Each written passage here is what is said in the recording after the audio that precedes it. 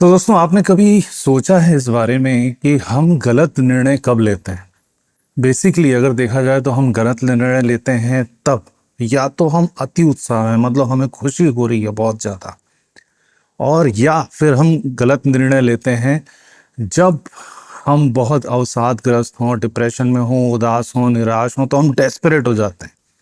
तो या तो हम लेते हैं अति उत्साह में, जब हमारी खुशी का ठिकाना नहीं है, हम पागल हो चुके हैं, बिल्कुल बेतरतीब कुछ भी किए जा रहे हैं। दूसरी अवस्था में हम लेते हैं डिसीजन तब, जब हम डिप्रेशन में हैं, बहुत एंग्जाइटी हमको सता रही है, तो हम हाथ पांव मारते हैं इधर उधर, और उसी अवस्था में हम गलत डिसीजन ले लेते हैं। और मैं ये बात कर रहा हूँ सामान्य लोगों की, मतलब कोई हाई ना हो, नशे वशे की हालत में ना हो, तो सामान्य व्यक्ति दो ही अवस्था में कोई गलत डिसीजन लेता है। तो फिर हमें करना क्या चाहिए? बहुत सिंपल सा है यार, इसीलिए मैं सबसे ज्यादा एम्फेसिस करता हूँ, सबसे ज्यादा फोर्स देता हूँ एक चीज को, कि आपको अपना स्वभाव सम रखना चाहिए। सम स्वभाव रखेंगे, स्टेबल मेंटेलिटी रखेंगे, तो क्या फायदा होगा? अथाह फायदे होंगे आपको। जब बहुत ज्यादा खुशी के लम्हे आएंगे, बहुत अच्छा सब कुछ आपके जीवन में हो रहा होगा, आपका समय बिल्कुल अनुकूल चल रहा होगा, एक पैर बढ़ाएंगे, 10 किलोमीटर आगे जाएंगे, उस अवस्था में भी आप अगर सम रहेंगे, आप इन्फ्लुएंस नहीं होंगे उस खुशी से कि भाई मैं जहां पैर मारता हूं वहां पे तो पेट्रोल के कुएं निकल आते हैं। अगर आपके मन में ये अवस्था नहीं आ रही, मैं जो चीज करता हूँ सक्सेसफुल हो जाती है, मैं जहां हाथ रखता हूँ वहां सोना निकलता है, ब्ला ब्ला ब्ला ब्ला। क्योंकि अच्छे समय में ये सबसे बड़ी प्रॉब्लम होती है आदमी के साथ, कि उसको लगता है सारी चीजें मेरे हिसाब से हो रही हैं।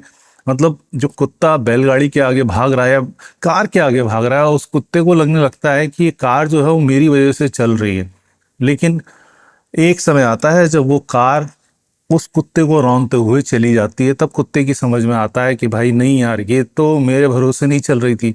तो ये समय का फेर है, अच्छा समय बुरा समय सबके साथ आता है। लेकिन जब अच्छा समय आता है आपका, और आपके मन में ये भ्रम आ गया कि सब कुछ मेरी चुटकियों पे चल रहा है, ये दुनिया पूरी मेरे हाथों के इशारों पे नाच रही है, तब आप बहुत सारे गलत डिसीजन लेते हैं।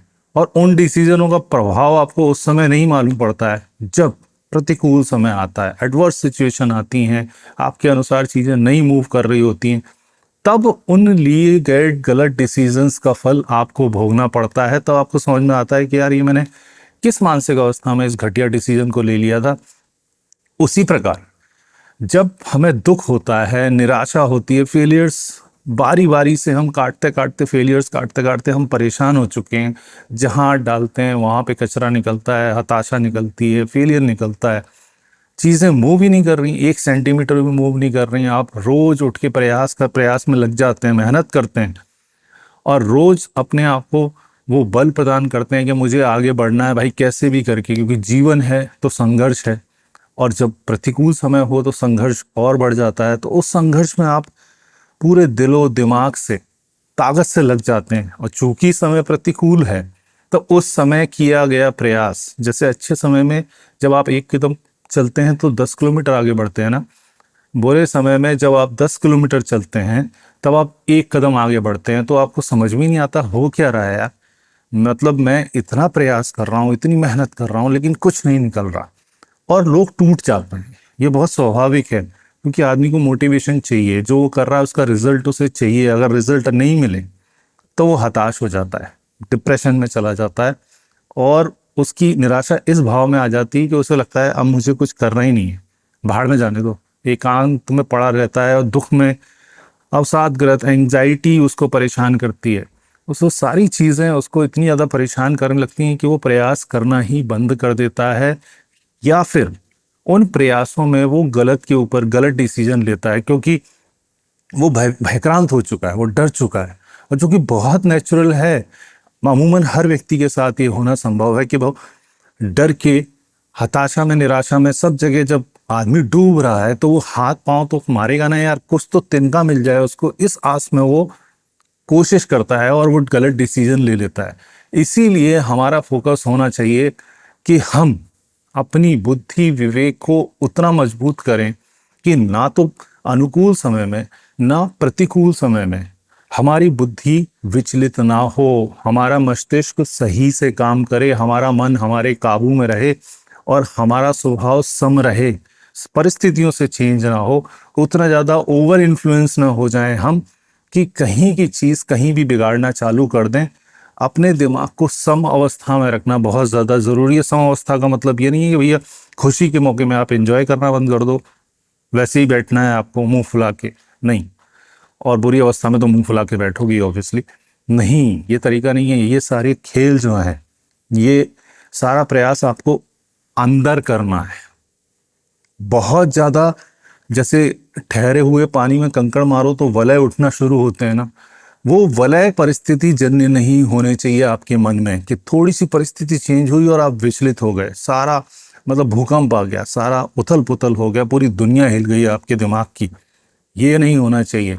जब आप सम्यक मानसिकता को अपनाते हैं, धीरे धीरे उस पर काम करते हैं कि मुझे ये दुनिया अल्टीमेटली तो मिथ है, एक दिन खत्म हो जानी है, तो उस मिथ का मैं पार्ट नहीं हूँ, दृष्टा भाव आपके अंदर आ जाता है, तो आप चीज़ों को ईगल व्यू से देखते हैं, अपने आप को भी ईगल व्यू से देखते हैं कि मैं इस परिस्थिति में हूँ कहाँ है यार, मेरा रिलीवेंस कहाँ है भाई, मेरे को फर्क क्या पड़ता है, ये चीज़ें मेरे लिए है ही नहीं। जब आप सम व्यक्तित्व में घुसते हैं, सम मानसिकता में घुसते हैं, सम चरित्र में घुसते हैं, तो ये चीज़ें आपको ज़्यादा विचलित नहीं करती, चाहे वो पॉजिटिव हो चाहे निगेटिव हो, आपको दोनों में ही सेम सा टेस्ट आता है। सिचुएशन भले ही अलग अलग हो, तो उस सम व्यक्तित्व में हमें प्रयास करना चाहिए कि हम घुसें, हमारा दिमाग घुसे, चीज़ों से बहुत ज़्यादा जल्दी प्रभावित ना हो, अपने मस्तिष्क को, मन को एकाग्र चित्त करें। इन विषय विकारों से दूर रह के ही यही संभव हो पाएगा, लेकिन ये जिंदगी के लिए बहुत ज़रूरी है। इस दिशा में प्रयास करें।